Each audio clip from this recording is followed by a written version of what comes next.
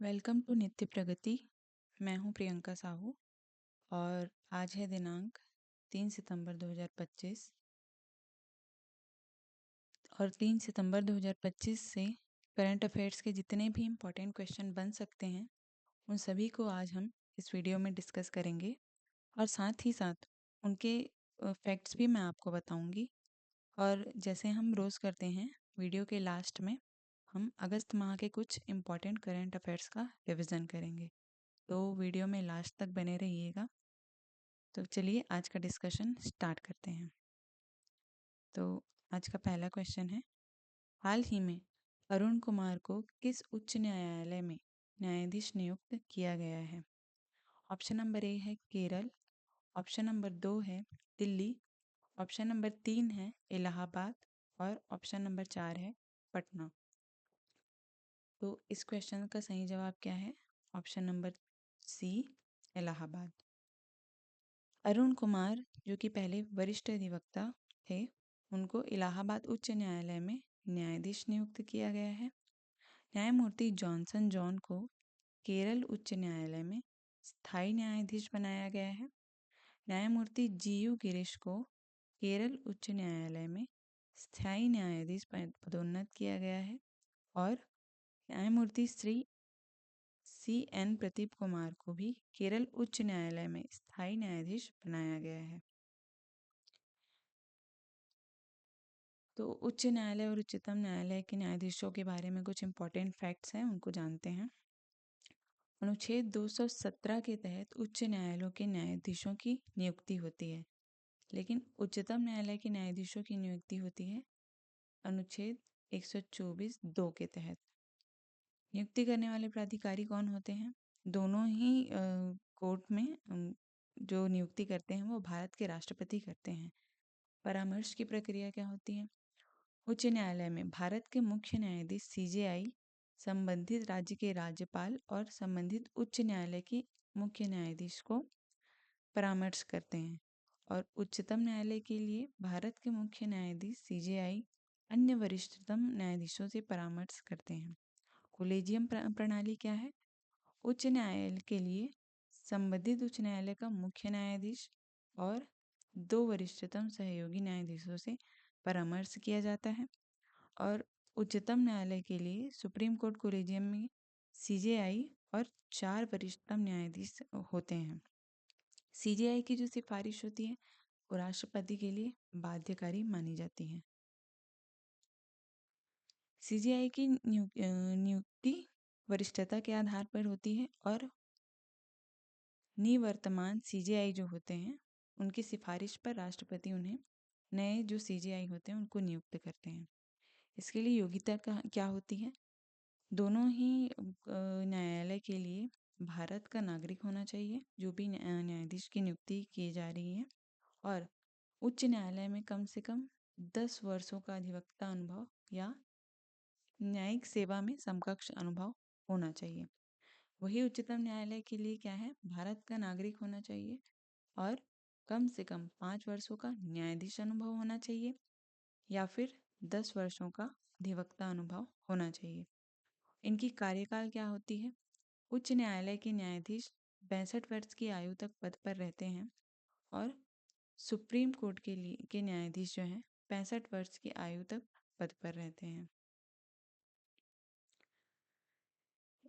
स्थानांतरण किस प्रकार होता है? अनुच्छेद 222 के तहत CJI के परामर्श से राष्ट्रपति द्वारा हाईकोर्ट के जो न्यायाधीश होते हैं उनका स्थानांतरण किया जाता है।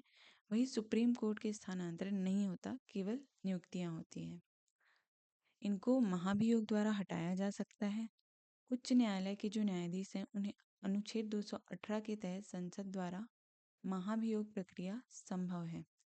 उच्चतम न्यायालय के लिए अनुच्छेद 124(4) के तहत संसद द्वारा महाभियोग प्रक्रिया संभव है। वर्तमान में भारत के मुख्य न्यायाधीश कौन है? श्री भूषण रामकृष्ण गवई जी। ये 52वें नंबर के मुख्य न्यायाधीश हैं। इन्होंने 4 मई 2024 को पदभार ग्रहण किया था और इन्होंने न्यायमूर्ति श्री संजीव खन्ना जी को प्रतिस्थापित किया था, जो 51वें मुख्य न्यायाधीश थे। अगला क्वेश्चन है, हाल ही में चीन द्वारा एससीओ देशों को कितनी राशि का अनुदान देने का घोषणा की गई है? ऑप्शन नंबर ए है 1 अरब रेनमिनबी। ऑप्शन नंबर 2 है 2 अरब रेनमिनबी। ऑप्शन नंबर सी है 5 अरब रेनमिनबी और ऑप्शन नंबर डी है 10 अरब रेनमिनबी। तो इसका सही जवाब है ऑप्शन नंबर बी 2 अरब रेनमिनबी। चीन ने एससीओ सदस्य देशों को 2 अरब रेनमिनबी लगभग, जो कि $274 मिलियन के बराबर है, अनुदान देने की घोषणा की है।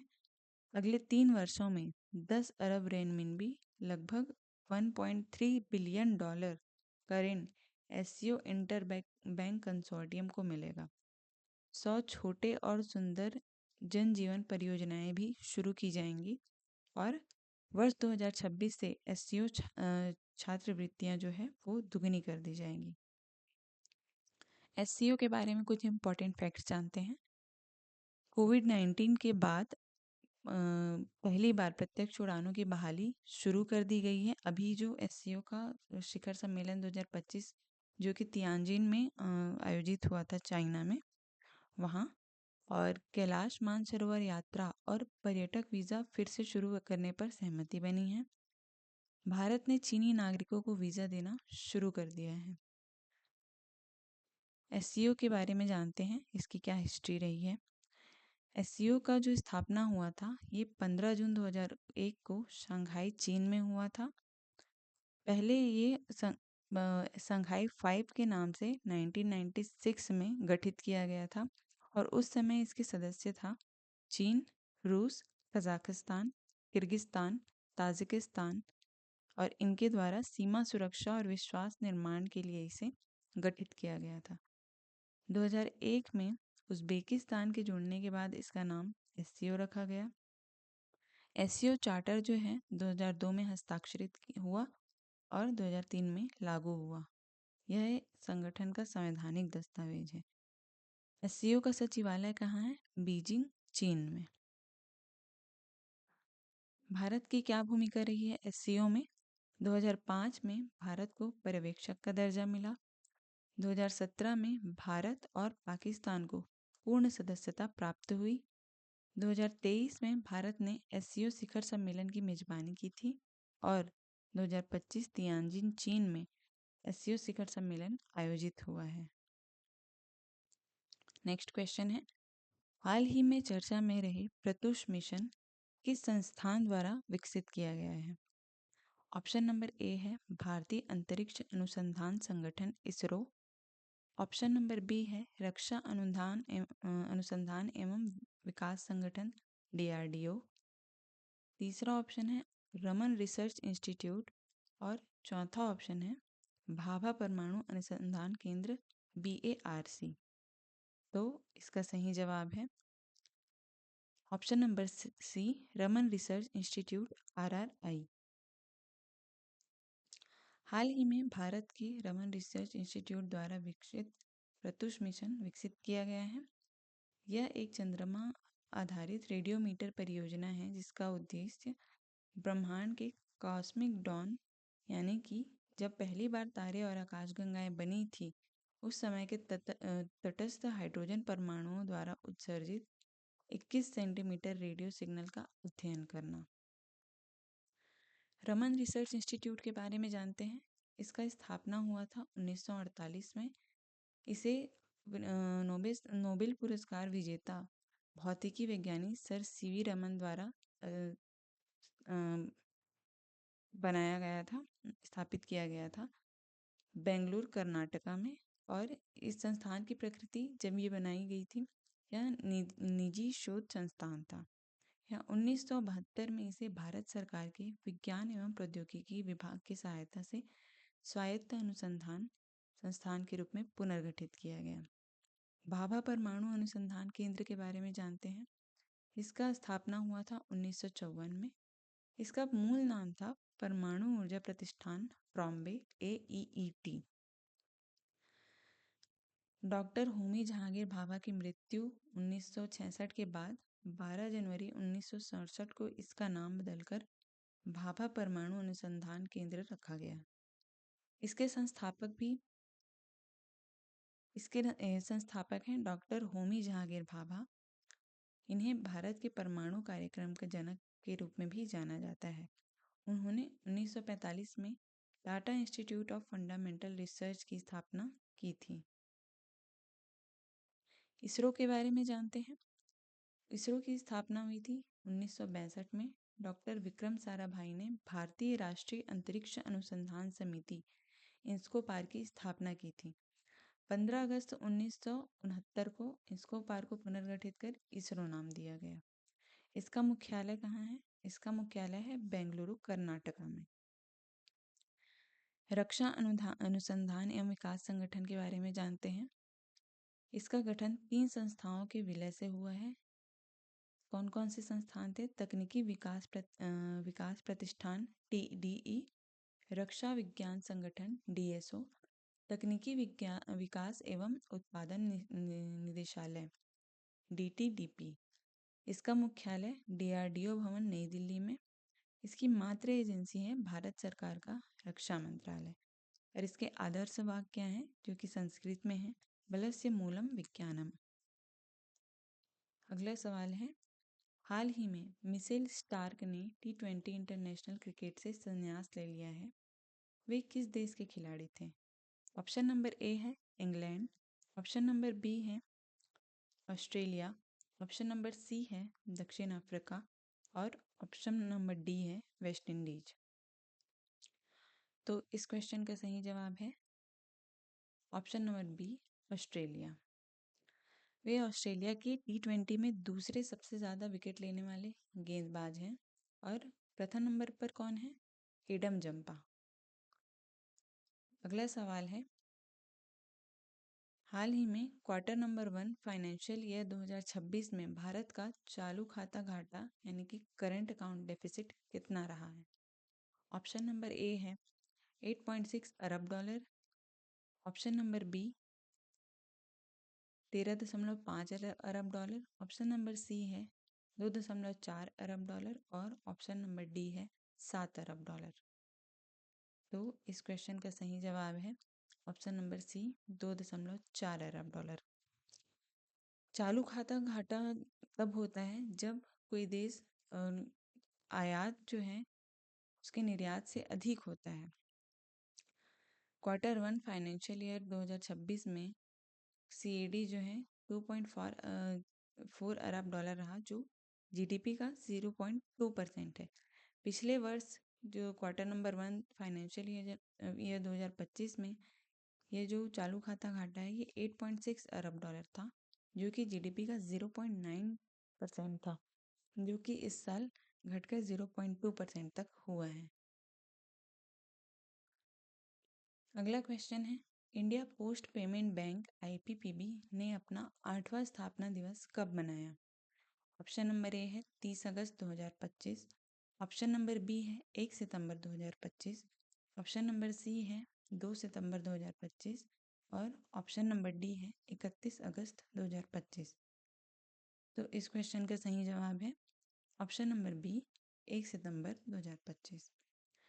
इंडिया पोस्ट पेमेंट बैंक के बारे में जानते हैं। इसकी स्थापना हुई थी 2018 में डाक विभाग के अंतर्गत और ये संचार एवं प्रौद्योगिकी मंत्रालय के अंतर्गत इसकी स्थापना हुई थी।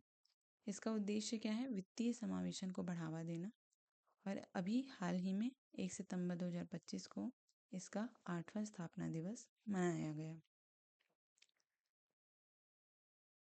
नेक्स्ट क्वेश्चन है, हाल ही में चर्चा में रहे निवेशक दीदी कार्यक्रम का उद्देश्य क्या है? ऑप्शन नंबर ए है महिला स्वास्थ्य जागरूकता, ऑप्शन नंबर बी है महिला नेतृत्व वाली वित्तीय साक्षरता, ऑप्शन नंबर सी है महिला शिक्षा और ऑप्शन नंबर डी है महिला सुरक्षा प्रशिक्षण। तो इस सवाल का सही जवाब है ऑप्शन नंबर बी महिला नेतृत्व वाली वित्तीय साक्षरता। निवेशक दीदी कार्यक्रम का फेज 2 जो है 1 सितंबर 2025 को हुआ शुरुआत फिर से, और स्थान पटेलगुड़ा पंचायत हैदराबाद में। और ये कौन से संस्था द्वारा हुआ है? निवेशक शिक्षा और संरक्षण कोष प्राधिकरण IEPFA के द्वारा। निवेशक दीदी फेज 1 का शुरुआत 2018 में हुआ था। कौन कौन सी संस्थाएं द्वारा ये इनिशिएटिव लिया गया है? ये लिया गया है निवेशक शिक्षा और संरक्षण कोष प्राधिकरण IEPFA और India post payment bank IPPB के द्वारा। इसका उद्देश्य क्या है? ग्रामीण क्षेत्रों में महिलाओं को वित्तीय रूप से सशक्त बनाना। इसकी कार्यप्रणाली है महिला डाक कर्मियों और सामुदायिक नेताओं को वित्तीय शिक्षक फाइनेंशियल एजुकेटर्स के रूप में प्रशिक्षित किया गया है। इन्हें ही निवेशक दीदी के नाम दिया गया है। ये महिलाएं स्थानीय भाषा में अन्य महिलाओं को वित्तीय जानकारी देती हैं। ये कॉरपोरेट कार्य मंत्रालय के अधीन आती हैं और इनका उद्देश्य है महिला नेतृत्व वाली वित्तीय साक्षरता को बढ़ावा देना, जिसमें प्रशिक्षित महिलाएं अन्य महिलाओं को वित्तीय ज्ञान प्रदान करेंगी और यह महिलाओं के लिए महिलाओं द्वारा मॉडल पर आधारित है। अगला सवाल है, हाल ही में किसे एयर ऑफिसर इंचार्ज मेंटेनेंस के पद पर नियुक्त किया गया है? ऑप्शन नंबर ए है Ajay Singh, option number B है Satish Golcha, option number C है आशीष प्रताप रूडी और ऑप्शन नंबर डी है संजीव गुराटिया। तो इस सवाल का सही जवाब है ऑप्शन नंबर डी, संजीव गुराटिया। अगला क्वेश्चन है, युद्ध अभ्यास 2025 का आयोजन किस स्थान पर किया जा रहा है? ऑप्शन नंबर ए है टेक्सास, ऑप्शन नंबर बी है Fort Wayne Wright Alaska, option number C है वॉशिंगटन DC और ऑप्शन नंबर डी है न्यूयॉर्क। तो इस क्वेश्चन का सही जवाब है option number B, Fort Wayne Wright Alaska. Yudh Abhyas 2025 जो है यह 21वां संस्करण है। इसका युद्ध अभ्यास जो होने की अवधि है वो 1 से लेकर 14 सितंबर 2025 तक होगी फोर्ट वेन राइट अलास्का में, जो कि अमेरिका में स्थित है। इसका उद्देश्य है भारत अमेरिका सेनाओं के बीच अंतर संचालन, सामरिक दक्षता और सहयोग को बढ़ावा देना। भारतीय प्रतिनिधित्व मद्रास रेजिमेंट का एक बटालियन करेंगे और अमेरिकी प्रतिनिधित्व कौन करेंगे? Arctic force brigade combat team, 11वीं एयरबोर्न डिवीजन और 5वीं इन्फेंट्री रेजिमेंट बॉबकैट्स। युद्ध अभ्यास का शुरुआत वर्ष 2002 है और पहला युद्ध अभ्यास जो है भारत के आगरा में आयोजित हुआ था। अगला सवाल है, हाल ही में NCERT ने अपना 65वां स्थापना दिवस कब मनाया?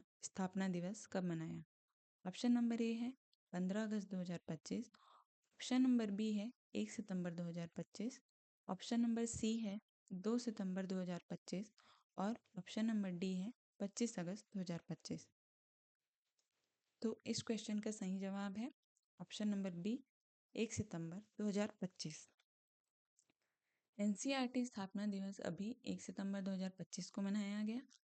यह NCERT का 65वां स्थापना दिवस है। यह इसका नीति संदर्भ क्या है? ये राष्ट्रीय शिक्षा नीति के 2020 के अनुरूप पहले हैं।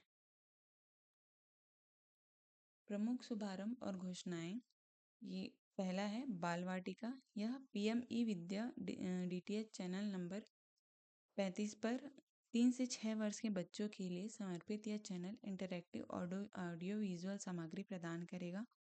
यह पहल PM ई-विद्या कार्यक्रम का हिस्सा है। दीक्षा 2.0 उन्नत डिजिटल लर्निंग प्लेटफॉर्म, AI आधारित विशेषताएं और 12 भारतीय भाषाओं में भाषी सामग्री उपलब्ध होंगी।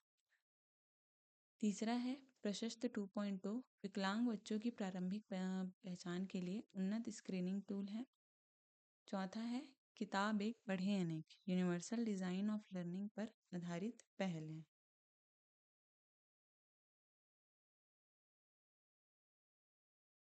आगे बढ़ते हैं। नेक्स्ट क्वेश्चन है, हाल ही में किसने महालेखा नियंत्रक CGA का पदभार संभाला है? ऑप्शन नंबर ए है Gaurav Banerjee, option number B है Ravi Narayanan, option number C है TCS कल्याणी और ऑप्शन नंबर डी है इनमें से कोई नहीं। तो इस सवाल का सही जवाब है option number C, TCS Kalyani. TCS Kalyani ने 1 सितंबर 2025 को CGA का पदभार ग्रहण किया है। वह भारतीय सिविल लेखा सेवा की 1991 बैच की अधिकारी हैं। CGA बनने वाली वह 29वीं अधिकारी हैं।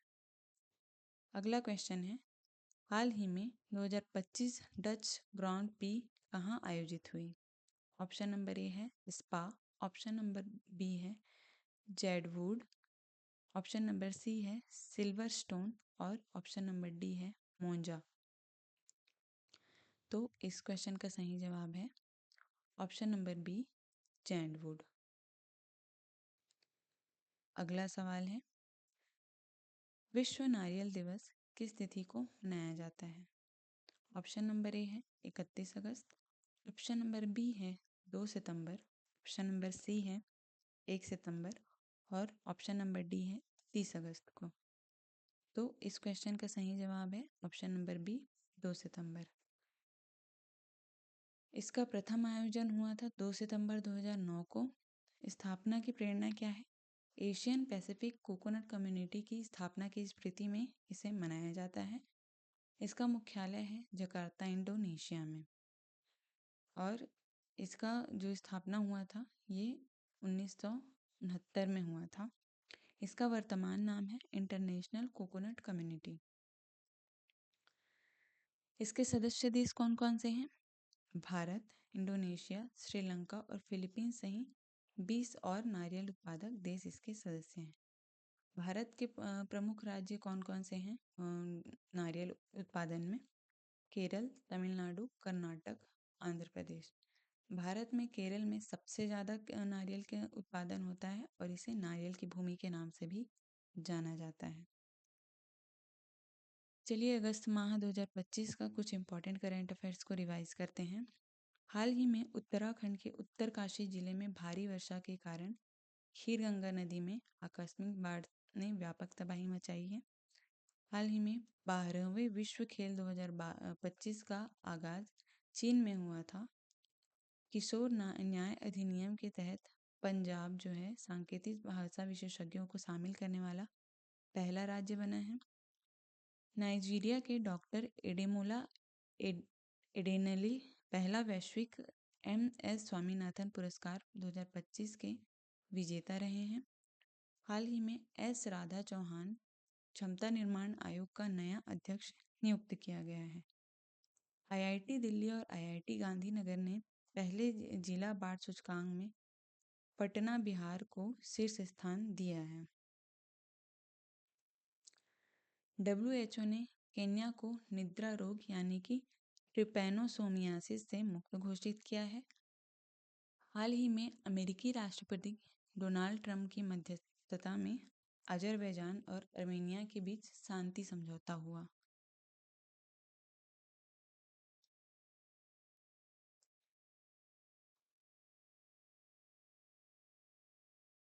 हाल ही में भारतीय रेलवे ने एशिया की सबसे लंबी मालगाड़ी रुद्रस्थ का सफलतापूर्वक ट्रायल रन किया है, जिसकी लंबाई 4.5 किलोमीटर है। हाल ही में केंद्रीय मंत्री डॉक्टर जितेंद्र सिंह ने हैदराबाद में भारत के पहले अत्याधुनिक पशु स्टेम सेल बायो बैंक और प्रयोगशाला का उद्घाटन किया। हाल ही में AU स्मॉल फाइनेंस बैंक को यूनिवर्सल बैंक बनाने के लिए RBI से मंजूरी मिली है। तो आज के लिए बस इतना ही। आज का ये वीडियो आपको कैसा लगा मुझे कमेंट करके ज़रूर बताइएगा, और अगर आपको वीडियो पसंद आई हो तो वीडियो को लाइक ज़रूर कीजिएगा और अपने दोस्तों के साथ शेयर कीजिएगा। Thanks for watching. कल मिलते हैं। Take care.